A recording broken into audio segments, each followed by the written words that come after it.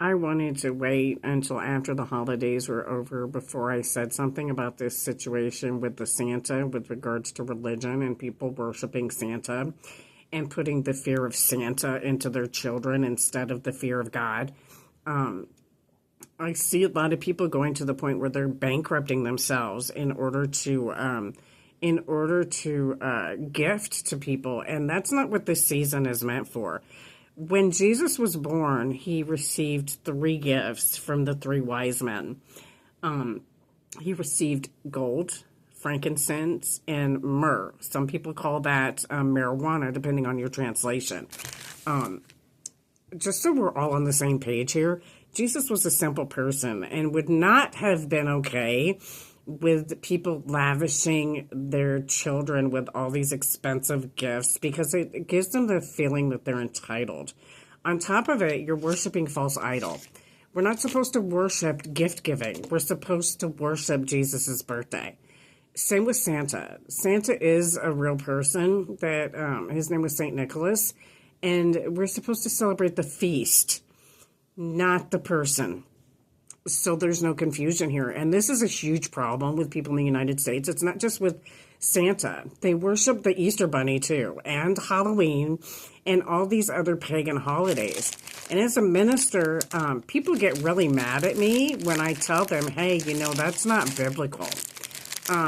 They didn't start celebrating Christmas until the late 1600s, which tells you it's not something that was created by God. It is a colonist holiday, and it's considered paganistic because it doesn't worship Jesus or God.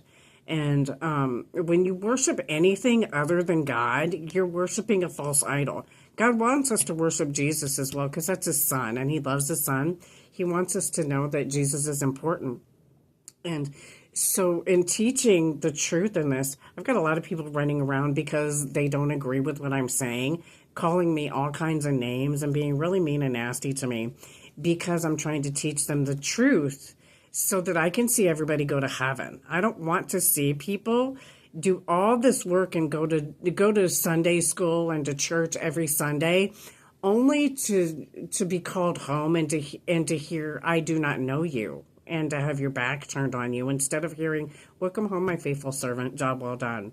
In order to hear that, you have to stop worshiping Santa, stop practicing gluttony with gifting, as well as worshiping all these false idols. St. Valentine's is one of them. The Easter Bunny, that's not even a real character. It's fictitious. Nothing of a bunny. There's no bunny on the face of this earth that poops eggs. That is a figment of people's imagination, is not real. So for people to worship that is worshiping false idol. It's a sin. Again, same with St. Patrick's Day and all these other holidays. If you're worshiping that over God, and these are saints now, these are people that have earned feasts in martyrism, so that we're all on the same page here. They earned their feasts. We're not supposed to worship them. We're supposed to feast on their behalf, worshiping God. Okay? They did their work for God, not for their own self-indulgence of being famous. That part. So when you worship these things, you're worshiping false idols. And God doesn't like that. He's very jealous. And then you wonder why you're not getting your breakthroughs, why you're going to church on Sunday, every Sunday, and paying your tithes and listening to the minister and all these other ways. I've also got people lashing out at me because they want to fornicate and sin on Jesus' birthday. What an insult that is to him. You're sitting here hollering, I love you, Jesus, happy birthday. Let me sin. That's not how you celebrate Jesus' birthday with him. Do you think he wants you sleeping with the neighbor's wife? Or going out and practicing gluttony and getting drunk in the streets after he expressly told people don't do that? That is so disrespectful. On his birthday, too?